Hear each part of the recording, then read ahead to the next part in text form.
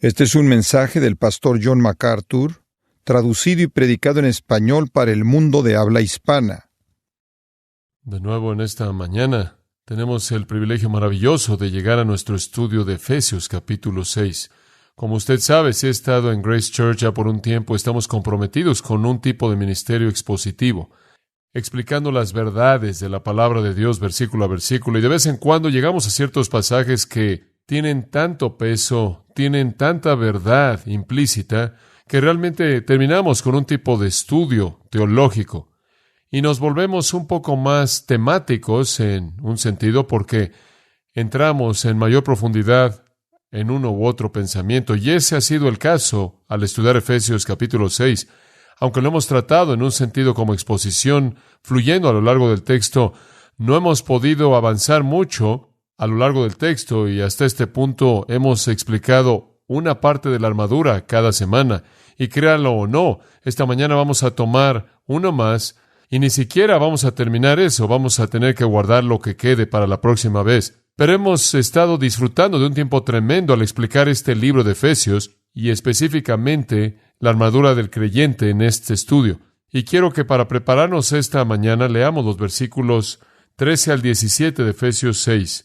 Por tanto, tomad toda la armadura de Dios para que podáis resistir en el día malo, y habiendo acabado todo, estar firmes. Estad pues firmes, ceñidos vuestros lomos con la verdad, y vestidos con la coraza de justicia, y calzados los pies con el apresto del evangelio de la paz. Sobre todo, tomad el escudo de la fe, con que podáis apagar todos los dardos de fuego del maligno, y tomad el yelmo de la salvación y la espada del Espíritu, que es la palabra de Dios. Ahora, en ese pasaje tan tremendo, Pablo nos presenta los recursos para ganar la victoria en la vida cristiana, por lo menos con respecto a la batalla con Satanás y sus demonios. Ahora, hemos estado estudiando esto por muchas semanas y quiero brevemente presentarlo porque lo hemos presentado tantas veces y después continuar. Pero estaba pensando esta semana, ¿cómo puede parecerle extraño a algunos de ustedes que han estado estudiando esto con nosotros, que en una epístola como Efesios, la cual nos da el desarrollo más grande de los privilegios del creyente, cómo también tendríamos este asunto tan tremendo del conflicto cristiano? En una epístola en donde, francamente, durante 5 capítulos estamos tratando con las glorias grandiosas de los lugares celestiales, de pronto terminamos tratando con el infierno en el capítulo 6. En el capítulo 3, en cierta manera, nos gloriamos del testimonio de los ángeles, y en el capítulo 6 entramos a los demonios. En el capítulo 1 estábamos viendo la majestad tremenda y el poder de Dios conforme Él abría su plan eterno. Y en el capítulo 6 enfrentamos lo horrendo de la monstruosidad de Satanás. Y entonces es un libro de contrastes definitivos. Comienza en los lugares celestiales y termina hablando del infierno. Comienza con los ángeles y termina con los demonios. Comienza con Dios y llega a un clímax en resultados antagonistas que son traídos por parte de Satanás en contra de la obra de Dios. Comienza con el privilegio elevado y alto, inestimable, y termina con un conflicto en contra del pecado que busca quitar los privilegios. Entonces es un libro de contraste definitivo. Y me imagino que podríamos volver a decir que entre mayor es el privilegio, mayor es el conflicto. Entre mayor es la realidad de que pertenecemos al reino de Dios, más obvio va a ser el ataque de Satanás conforme trata de derrocar a Cristo. Los privilegios espirituales siempre llevan a conflicto con el enemigo, y hemos visto eso. Y entonces, después de haber dicho todo lo que Pablo ha dicho acerca de la posición del creyente y la práctica del creyente, después de exaltar toda la bendición de ser bendecido con toda bendición espiritual, después de darnos todos los recursos y todas las funciones de un creyente a lo largo de la epístola hasta el final del capítulo 5, y al entrar al capítulo 6, él ahora dice: prepárense para un conflicto porque no va a ser fácil. Van a ser resistidos, van a ser tentados, van a ser atacados, van a ser estorbados en todo ángulo posible en donde Satanás puede tener éxito. Ahora recuerde esto también, que la Biblia presenta el conflicto de la vida del cristiano en 3 dimensiones. En Gálatas capítulo 5, por ejemplo, hay un conflicto visto en la vida de un creyente entre la carne y el espíritu. En Juan capítulo 15 hay un conflicto visto en la vida de un creyente entre el cristiano y el mundo. Y realmente Pablo no se está concentrando aquí ni en el mundo ni en la carne, sino que se está concentrando aquí en el conflicto entre el creyente y las huestes demoníacas mismas. Ahora, realmente no puede separarlas de las otras porque operan a través del mundo y la carne, pero él se concentra en la médula del asunto aquí. ¿Cómo es que un creyente vive su vida en victoria con la cantidad tremenda de oposición que va a enfrentar de lo que el versículo 11 llama las estrategias del diablo y lo que el versículo 12 llama los principados, potestades, los gobernadores de las tinieblas de este siglo y huestes espirituales de maldad en los lugares celestiales? ¿Cómo puede realmente ganar la victoria en esta guerra tan sofisticada? Bueno, si regreso un poco, permítame darle algunos elementos básicos. De regreso en el capítulo 3, versículo 20, encontramos una gran verdad. Este es el resumen de los primeros 3 capítulos. Debido a todo lo que Cristo ha hecho por nosotros, debido a todo lo que realmente involucra estar en Cristo, aquel que es poderoso para hacer todas las cosas mucho más abundantemente de lo que pedimos o entendemos según el poder que actúa en nosotros. Este es el resumen de la posición del creyente. Tenemos el poder, tenemos el recurso necesario. Por tanto, capítulo 4, versículo 1.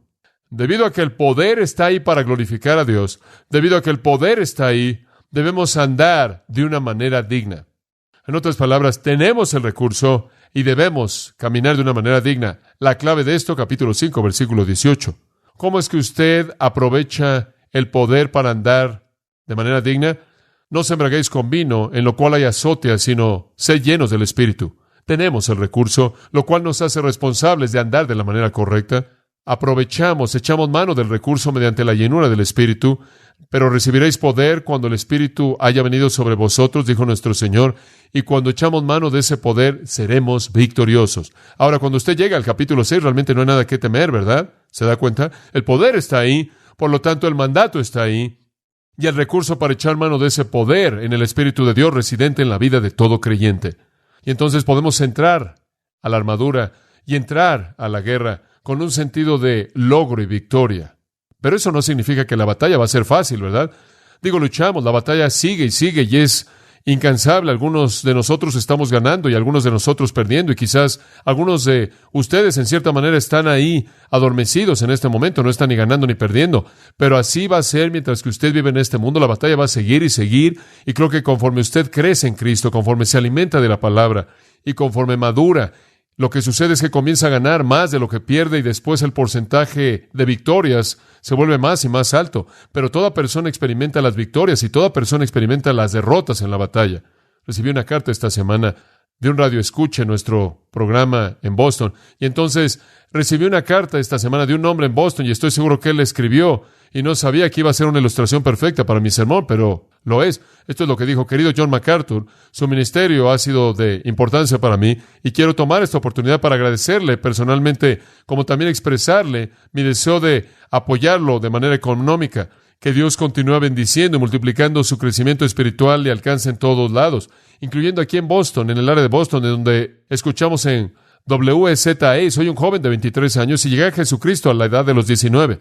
En ese entonces había crecido en la palabra y yo había sido aplastado, me había estancado, había sido convencido por un legalista neurótico que estaba poseído por demonios, había sido arrestado por manejar bajo la influencia del alcohol, había embarazado a una amiga y finalmente comencé a recuperar mis sentidos espirituales. Yo diría, al margen que él ha estado en la batalla. Todo, como puede ver, ha estado bien. Después él procede al siguiente párrafo. Me gusta esta parte. Por favor, envíeme algo de municiones. Las líneas de la batalla están trazadas. Las trincheras están siendo escarbadas. Y no voy a ser uno de aquellos que van a estar avergonzados cuando el oficial comandante regrese. Cuando el registro se repase, quiero que se escribe que el soldado en cuestión, esto es yo, después de haber desobedecido repetidamente las órdenes y haberse desviado, durante la alerta de guerra, finalmente se puso su armadura, se reportó de regreso con el comandante, peleó valientemente y sin temor, sin cerrar un ojo, le pegó al enemigo con todo lo que pudo, dañó de manera severa las áreas estratégicas y con el comandante perdonándolo. Amén. Me gusta eso. Y después él dice al final: recuérdame en tus oraciones, sinceramente, en paréntesis, con el pecado cubierto, séte. Oiga, él ha estado en la batalla, ¿no es cierto? Él ha estado en la batalla. Y también usted, y también yo. Y ser victorioso en la batalla es cuestión de ponerse la armadura, ¿no es cierto? Regresemos a la armadura en el versículo 14 en adelante y veamos lo que el Espíritu de Dios quiere decirnos el día de hoy. Y como dije, comenzamos en un estudio expositivo. Me acuerdo unos 8 años atrás cuando enseñé Efesios Hicimos la armadura en 2 semanas y ahora nos está tomando de 8 a 10, pero regresamos en las últimas semanas y vimos estas partes tremendas de la armadura y nos encontramos abriendo un tesoro de verdad tan grande que nos quedamos con una a la vez, y vamos a hacer esto inclusive para la quinta el día de hoy y la próxima semana. Pero recuerden, en primer lugar, en el versículo 14, estad pues firmes, ceñidos vuestros lomos con la verdad. Y explicamos que lo que el apóstol Pablo está diciendo aquí no es tanto contenido, eso viene en la última parte de la armadura, la palabra de Dios. No es tanto el contenido como lo es la actitud. Y él está usando aletheia en el sentido de una actitud de veracidad o compromiso o ausencia de hipocresía. En otras palabras, está ciñendo sus lomos, la expresión antigua judía que significa expectativa, prontitud. Un soldado está listo para la batalla. Él ha hecho su compromiso, él se ha unido al ejército, él ha ceñido sus lomos y va a ser un ganador. Y vimos cuán importante es que si vamos a ganar la victoria, hacer el compromiso con la victoria desde el principio. En segundo lugar, vimos en el versículo 14 la coraza de justicia. Y dijimos que otra cosa que debe armar al cristiano es su propia pureza de vida.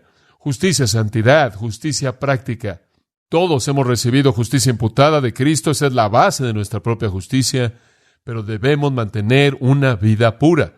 O Satanás nos va a atacar en las áreas vitales. Protegemos nuestras áreas vitales mediante la justicia. No sea que Satanás adquiere una ventaja sobre nosotros. Y después, en tercer lugar, vimos que debemos tener nuestros pies listos con la prontitud o la preparación del Evangelio de la Paz. Y la idea aquí es que el Evangelio de la Paz son las buenas noticias de que estamos en paz con Dios. Éramos enemigos, peleamos contra Dios, estábamos del otro lado. Pero el Evangelio es paz con Dios. Por tanto, siendo justificados por la fe, tenemos paz con Dios. Y el calzado que nos permite estar firmes contra Satanás simplemente están hechos del hecho de que Dios está de nuestro lado. Podemos resistir cualquier cosa con su recurso disponible. Y entonces estamos de pie firmes, con nuestros pies calzados, listos, preparados por el hecho de que Dios está de nuestro lado. Esto parece ser el tipo de armadura a largo plazo. En otras palabras, esto es lo que tienes puesto todo el tiempo. Y después, cuando la batalla realmente arrecia, usted toma el resto y el verbo cambia en el versículo 16, a tomando. Y el versículo 17, tomad el yelmo. Y un soldado tendría segura su coraza y tendría su calzado asegurado y tendría su cinto asegurado. Y cuando la batalla arreciaba, él tomaba su casco, se lo ponía, tomaba su espada y tomaba su escudo. Y entonces, estos son como algo así, como preparación inmediata para cuando las flechas realmente comienzan a volar. Y entonces entramos al versículo 16 la última vez y explicamos encima de todo lo demás que tomamos el escudo de la fe con el que podáis apagar todos los dardos de fuego del maligno. Hablamos de cómo Satanás quiere arrojar sus flechas de tentación y la única manera en la que podemos apagarlas es con la fe. En otras palabras, cuando usted peca, usted ha creído la mentira del diablo, ¿verdad? Ha creído su mentira, ha dejado que lo engañe. Pero mientras que usted crea en la palabra de Dios, usted no le creerá a Satanás. Y entonces el escudo es la fe. Mientras que yo crea a Dios, Dios dice, no hagas esto y serás bendecido. Dios dice, haz lo que te digo y serás bendecido. Haz lo que te digo y serás feliz. Haz lo que te digo y todo va a estar bien. Haz lo que te digo y habrá satisfacción. Pero Satanás viene y dice, haz esto y te va a gustar. A Dios no le va a importar. Él no te va a disciplinar.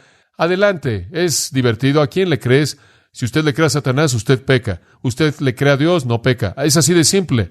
El escudo de la fe. Ahora, para esta mañana, queremos entrar a la quinta parte de la armadura, una verdad tremenda, tremenda en el versículo 17. Y tomad el yelmo de la salvación. Eso es todo lo que dice. Sin embargo, ni siquiera puedo terminar de hablar de esto esta mañana. Vamos a tener que guardarlo hasta la próxima semana. Dice usted, ¿qué hay ahí en eso?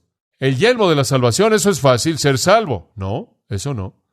Hablemos de un yelmo o casco. Un soldado romano no entraba a la batalla sin un casco. Digo, sería necio. Un soldado romano será muy cuidadoso en ponerse el casco. Ahora, los cascos eran hechos básicamente de 2 cosas.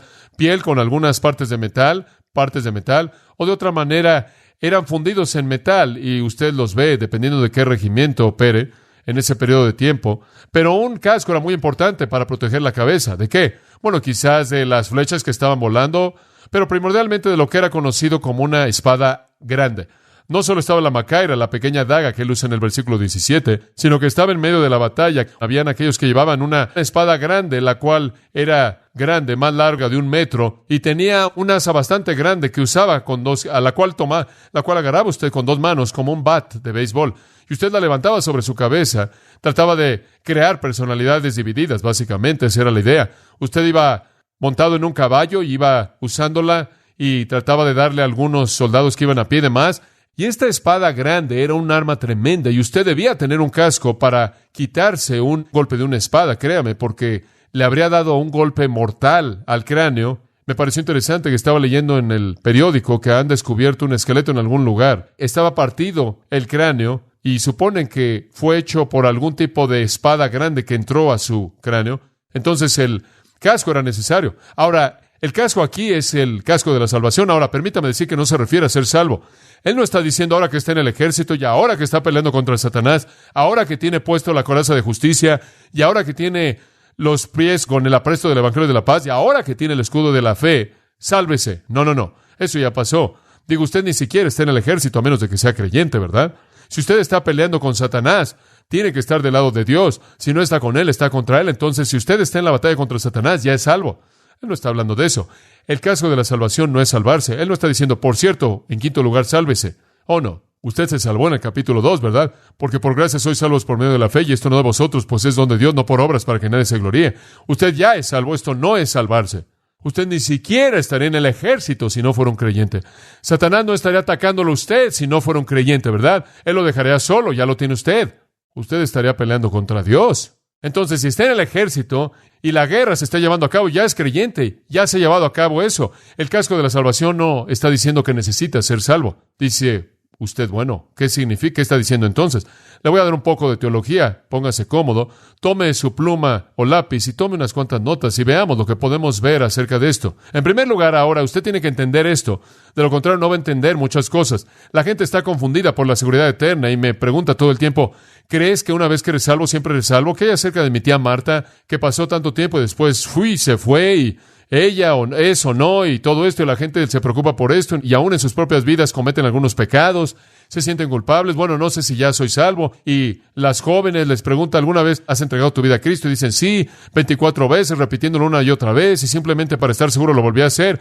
Y ese tipo de manera de pensar, ¿cómo es que realmente entendemos la seguridad del creyente? Bueno, en primer lugar, al entender el significado de la salvación, y para esta mañana y la próxima vez quiero que entienda esto claramente. Ahora, permítame comenzar al decir que esto es algo muy simple. Hay 3 aspectos de la salvación, 3 aspectos, pasado, presente y futuro. Y estos han sido simplemente definidos de esta manera. El aspecto pasado nos libera de la paga del pecado. El aspecto pasado nos libera de la paga del pecado. En otras palabras, si usted me dice, ¿eres cristiano? ¿Has sido salvo? Yo diría, sí. ¿Cuándo pasó? Bueno, hace tantos años atrás. Y en ese punto, cuando confesé a Jesucristo, le entregué mi vida, mis pecados fueron colocados en Él en la cruz, por así decirlo, y Él pagó la paga por mi pecado. Eso está en el pasado. La paga está pagada. Yo morí. Yo fui crucificado con Cristo, mas no obstante vivo, ¿verdad? Yo morí. Pablo en Romanos 6 está diciendo eso en esencia. Él está diciendo, moriste una vez, ya no necesitas volver a morir. Cuando moriste cuando creíste en Cristo, fuiste crucificado con Él. La paga es pagada, el pecado fue enfrentado, ya no hay más paga que pagar. Romanos 8:1 dice, por tanto, no hay condenación para los que están en Cristo. Eso ya está cubierto. Entonces, el aspecto pasado de la salvación es libertad de la paga del pecado. Hay un aspecto presente, libertad del poder del pecado. El pecado ya no tiene dominio sobre usted. El pecado ya no tiene dominio sobre usted. Como un título de un libro lo expresa, ya no va a reinar más. El pecado ya no tiene poder para reinar. El pecado ya no tiene dominio. ¿Por qué?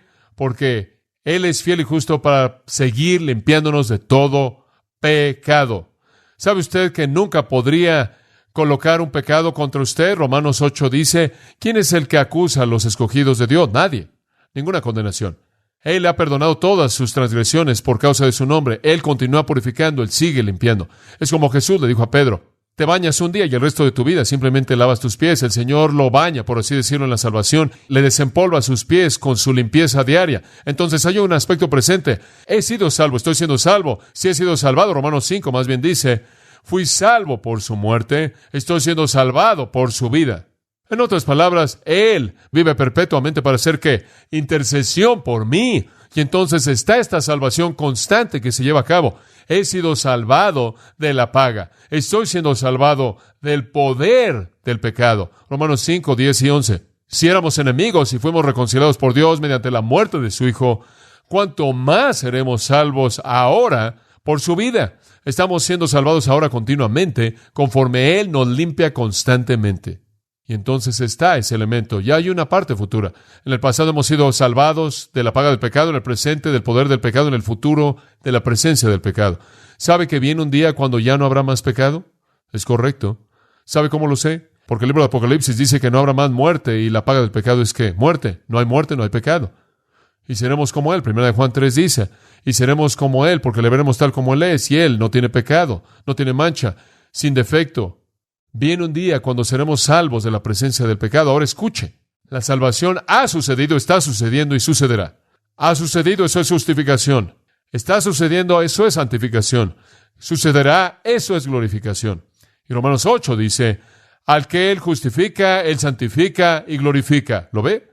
Entonces, cuando usted piensa en la salvación, usted no piensa de la salvación en términos de algo en el pasado, y no piensa en la salvación como algunos sectas piensan de esto, o inclusive algunos en la iglesia romana, como algo que tiene que esperar en el futuro.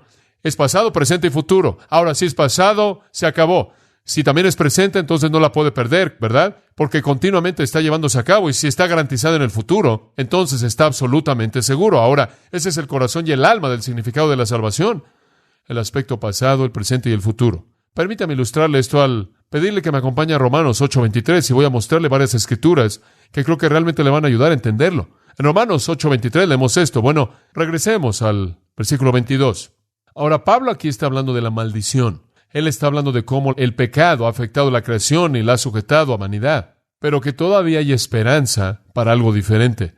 Usted sabe que el mundo va a mejorar, ¿verdad? Va a mejorar, de hecho el mundo va a ser perfecto. Va a ser perfecto, pero eso solo cuando Jesús venga.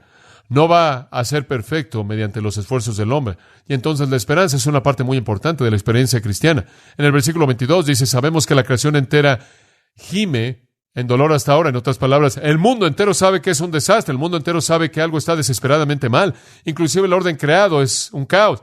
Y no solo ellos, versículo 23, sino también nosotros. Sabemos que las cosas no están bien. Sabemos que esta no es la manera en la que Dios quiso que la vida fuera.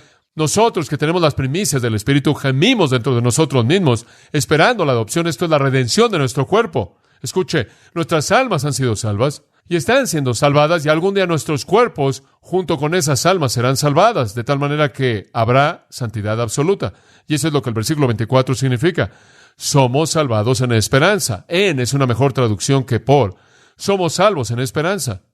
Entonces sí, hemos sido salvados, pero esto no es todo lo que hay. Escuche, si alguien me dice, oh, la salvación que recibiste es para siempre, la tienes ahora y no hay nada más que se le añada. Yo diría, ¿quieres decir que tengo que pelear con la carne el resto de mi vida y a lo largo de la eternidad? ¿Quieres decir que tengo que pelear contra el diablo así y tengo que vivir con la debilidad humana? ¿Quieres decir que voy a quedarme en Romanos 7 hasta cierto grado clamando, oh miserable de mí, ¿quién me librará de este cuerpo de muerte? ¿Cuándo descargo este desastre?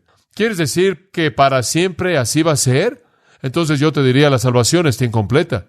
Si todo lo que el Señor hace es ayudarme en la lucha, entonces nunca llega a su meta. Pero eso no es todo lo que hay. Hay un elemento futuro de la salvación que significa que llegaremos a un punto en el que no habrá pecado en absoluto.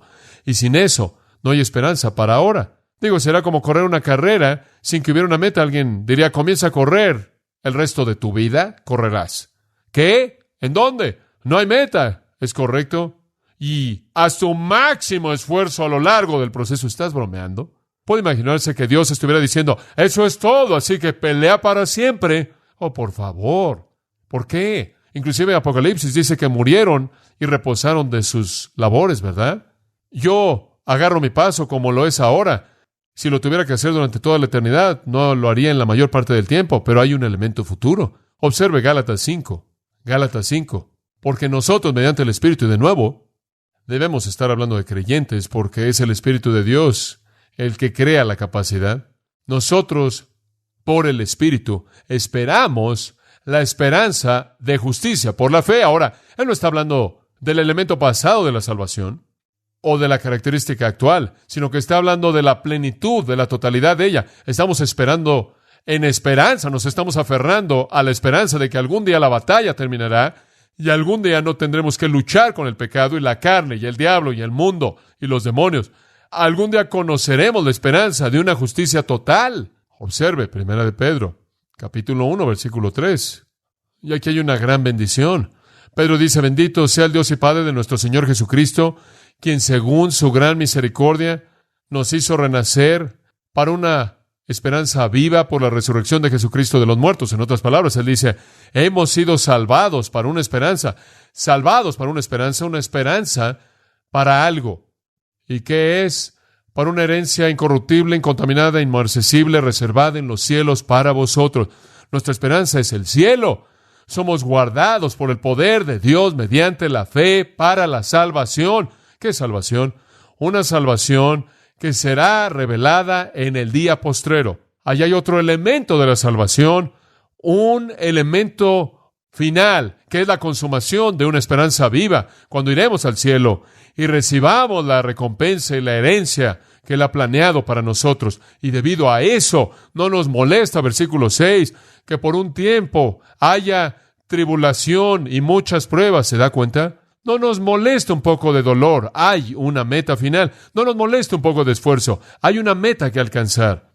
He corrido bastantes carreras en mi vida, en carreras en la preparatoria, en la universidad, como para saber cómo es cuando usted se va a estirar y a prepararse y todo está bien y hace esa vuelta final y llega al final y de pronto llega lo que llamamos le pega al muro y algo sale mal y su cerebro dice no y sus piernas dicen no y hay un cambio tremendo en lo que sucede. Y mientras que está peleando un poco más, lo que lo motiva a usted es un sentido de victoria y honra y respeto personal y sabe lo que espera en la meta. Y entonces Dios no solo nos ha dado una salvación pasada, ni siquiera un mantener de una salvación actual, sino que nos ha dado una esperanza tremenda. Y esa es la razón por la que cuando Jesús se fue en Hechos capítulo 1 y los discípulos habrían estado lo suficientemente confundidos en este punto y ahora con Él necesitaban un poco de motivación y entonces Él les dice, enviando a 2 ángeles, hablando a través de ellos, este mismo Jesús que os ha sido quitado vendrá de la misma manera como lo han visto irse. En otras palabras, en caso de que se cansen y piensen de que nunca habrá un fin para esto, Él regresará. Él regresará. Habrá un fin, habrá una meta y una meta final. Y eso es exactamente lo que el casco de la salvación es. Es la esperanza de la salvación final.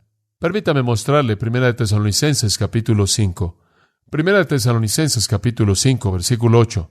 Pero, 1 Tesalonicenses 5, 8, los que somos del día, esto es, no somos de la noche, ese es el dominio de Satanás, somos del día. Esos son los hijos de luz en el reino de Dios. Que nosotros, los que somos del día, seamos sobrios, puesta la coraza de fe y amor, ahora escuche, y como yelmo casco, la esperanza de salvación, porque Dios no nos ha puesto para la ira. No solo vamos a estar en esto peleando continuamente, no vamos a terminar en juicio, sino para obtener salvación. Todavía hay un elemento de salvación que debemos obtener, que está por ser obtenido. Dios nos ha designado para obtener eso finalmente, y ese es el casco de salvación. El escritor de Hebreos dice, esta esperanza es el ancla del alma. ¿Qué es el casco entonces? Ahora escuche, resumiendo, el casco de la salvación es confianza en una salvación completa, final, total, que está por venir. Es confianza de que algún día la batalla se va a acabar. No podría pelear si no supiera que hay un final en algún lugar. ¿Usted sí podría? Tiene que haber un final. Dice usted, bueno, ¿cómo es que esto es parte de nuestra armadura? Escuche, ¿se acuerda de esa espada grande que el soldado romano tenía que enfrentar? ¿Sabe cuál es esa espada grande que Satanás usa? Tiene 2 lados. Un lado es desánimo y el otro lado es duda. Vamos a hablar de la duda la próxima vez. Pero para esta ocasión, desánimo. ¿Sabe lo que Satanás quiere hacer? Quiere pegarle en la cabeza con el desánimo y la duda para desanimarlo. Hombre, estás dando mucho y no recibes mucho a cambio. Estás viviendo esta vida cristiana. Estás apartándote del mundo, hombre. Estás viviendo. ¿Y qué sucede? Acabas de perder tu trabajo. Gran bendición, ¿verdad? Has estado leyendo tu Biblia diariamente y tu esposa nunca ha sido tan impaciente, aún antes de que compraras una Biblia. No le ha afectado en absoluto. ¿Qué está haciendo Dios en tu vida? Has estado yendo a la iglesia por tantos años. Ve a tus hijos, no te respetan ya más de lo que te respetaron antes. Y comienza a desanimarse. He estado enseñando una clase por tanto tiempo y me pregunta si alguien lo entiende. Dice usted, realmente se desanima. Esa es una de las cosas. Lo otro con lo que Satanás quiere pegarle en la cabeza es la duda. ¿Cómo sabes que realmente eres un cristiano? ¿Estás seguro que realmente eres salvo? No lo mereces. Mira lo que acabas de hacer. ¿Crees que esa es una manifestación de ser un cristiano y la gente sufre de duda y desánimo y eso es lo que él usa y el casco de la salvación es una protección? Hablemos del área del desánimo. Permítame ilustrarlo al pedirle que me acompañe a 1 de Reyes, capítulo 19. 1 de Reyes, capítulo 19, la gran historia de Elías. Elías es, digamos, el Pedro del Antiguo Testamento. Él sube y baja mucho, pero Elías en este punto acaba de ganar una gran victoria. Digo, una victoria como ningún otro profeta de Dios jamás la ganó. Acaba de haber sacado una espada y mató a 450 sacerdotes de Baal. Ahora yo diría que realmente fue un ganador ese día.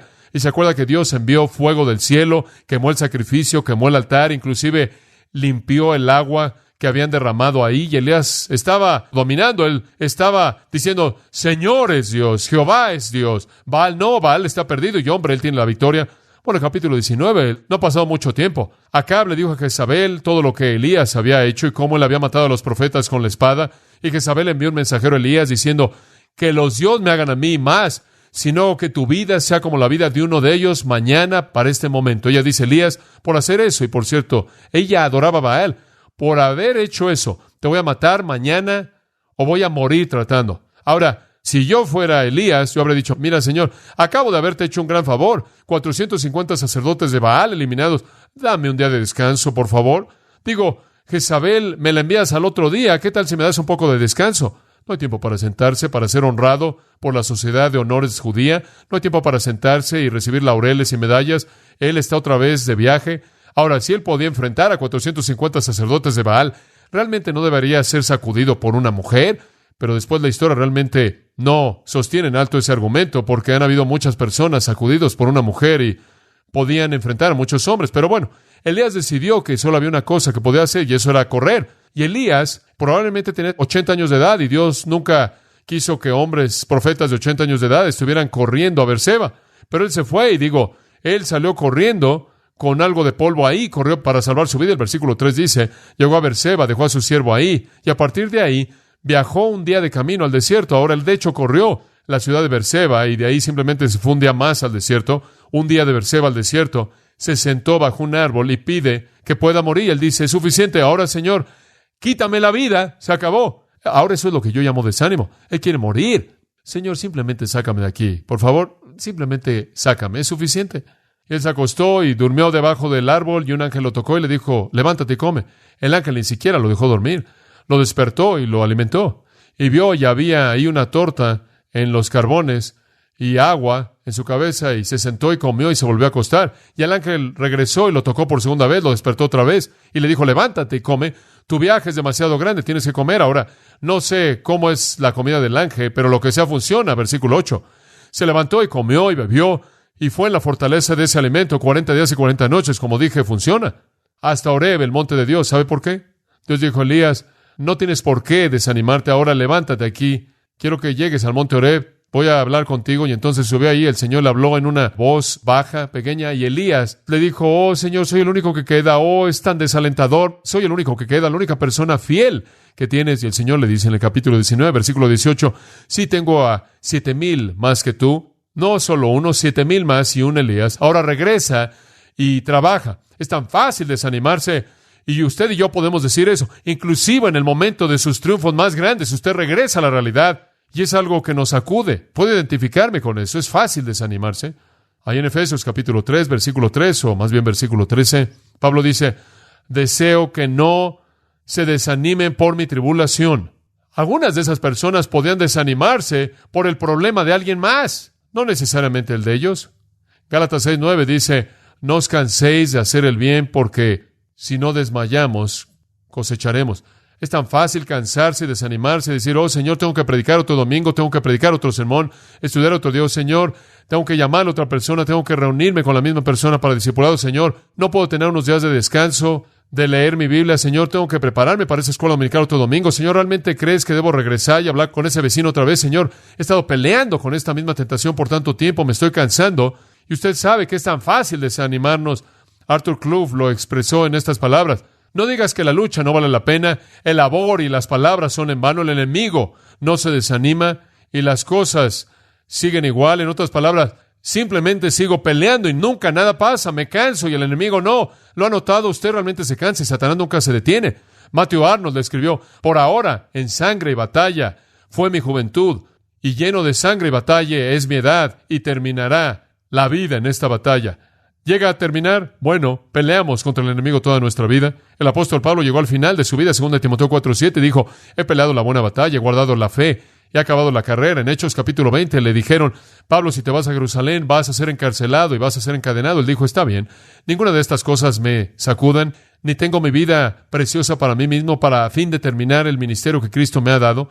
Él nunca se desanimó, él nunca renunció. En Apocalipsis capítulo 2, el Señor exaltó a la iglesia efesia al decir, has trabajado, han sido pacientes, han soportado, no han desmayado. Ese es un reconocimiento. En Levítico capítulo 26, Dios lo volvió a hacer en Deuteronomio 11.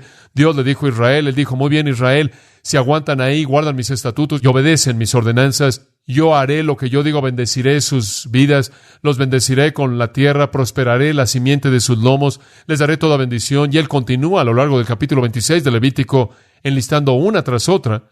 Y finalmente en el versículo 14 él dice, pero si dejan mis estatutos, si dejan mis mandamientos, entonces traeré dolor y voy a traerles tristeza. ¿Se da cuenta? Entonces el fin definitivo de esto es, aguanten, sean obedientes, respondan. Quizás se desanima porque tiene un marido no salvo y nunca parece cambiar, nunca nada pasa. Usted simplemente se desanima, o quizás tiene un hijo que parece ser tan resistente a todos sus esfuerzos, o quizás tiene un amigo a quien ha tratado de testificarlo, quizás parece estar en un ministerio por el cual no recibe la gratitud que deba recibir, o quizás tiene un problema físico de algún tipo, y se cansa de estar luchando con eso, y parece atarlo, y pierde de vista el hecho de que la salvación tiene una tercera dimensión que está por venir. Y me encanta lo que dice en Romanos 13:11, acordaos de que vuestra salvación está más cerca que cuando creímos. Nos estamos acercando a la meta. No renuncia ahora. Y sabe una cosa, aquellos en el libro de Hebreos, a quien el escritor le escribe, habían llegado al punto de creer en Cristo, habían llegado a reconocer que era verdad, y ahora estaban a punto de regresar, y el escritor les dice, no hagan eso, no sean de aquellos que se dan la vuelta y caen para perdición. Él dice, continuemos a la perfección, no renuncien. Pienso en Jeremías. El Señor le dice a Jeremías, tú eres mi profeta, Jeremías, quiero que pases tu vida entera predicando para mí, y aquí está tu mensaje, Jeremías. Predica con todo lo que tienes, predica con todo tu aliento, y por cierto, nunca nadie te va a escuchar, nadie va a oír una palabra que oigas. Y Jeremías, ya de edad, predicó solo, escuchó solo, y solo dijo, tus palabras fueron halladas y yo las comí, y me fueron por gozo y por alegría de mi corazón.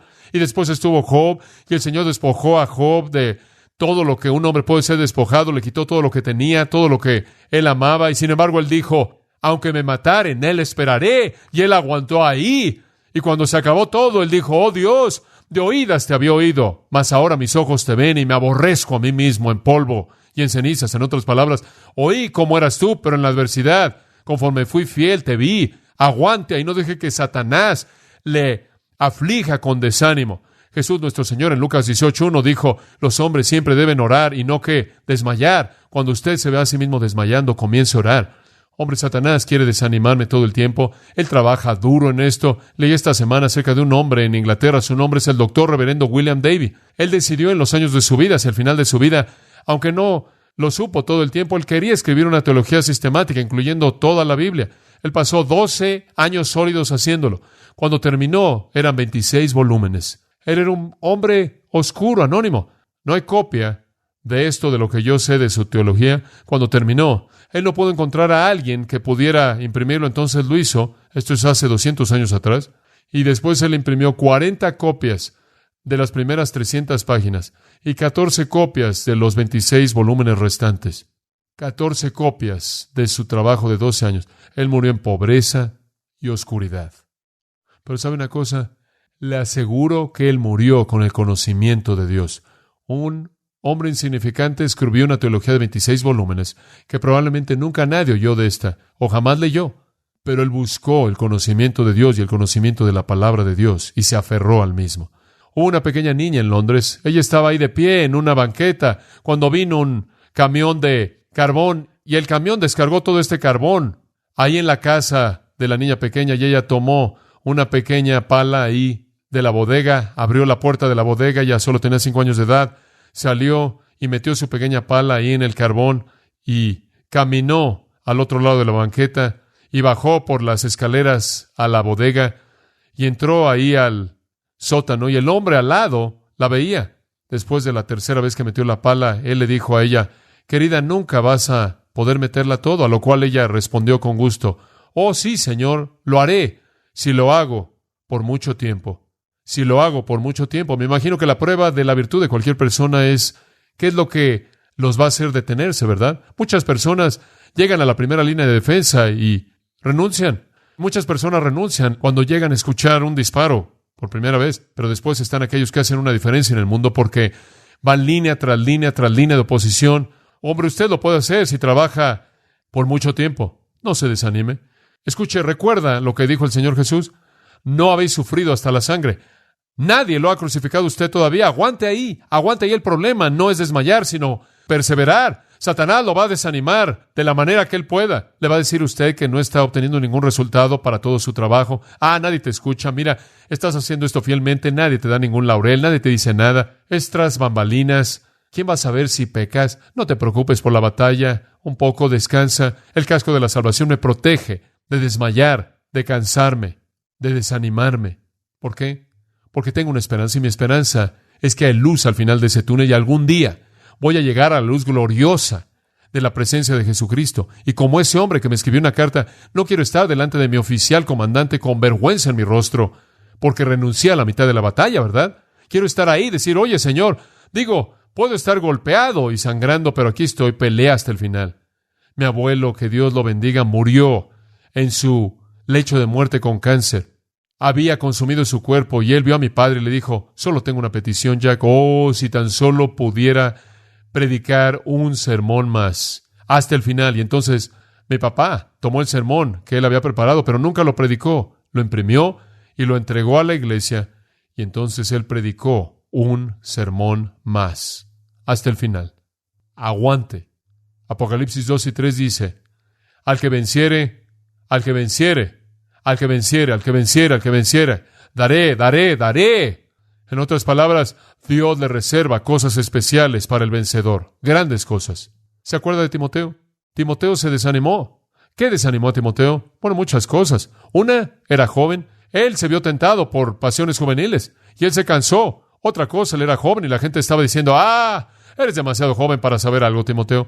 Menospreciaban su juventud. Otra cosa, él estaba teniendo problemas con su estómago y Pablo le dijo, debes tomar un poco de vino por causa de tu estómago. Él fue sacudido y después se avergonzó por Pablo porque Pablo estaba todo el tiempo en la cárcel y él estaba molesto por el hecho de que la gente decía, sí, tú eres uno de los discípulos de ese hombre.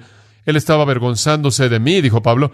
Y no solo eso, habían algunos falsos maestros que llegaron a Éfeso ahí enseñando error y que era bastante sofisticado y Timoteo ni siquiera sabía si podía enfrentarlo.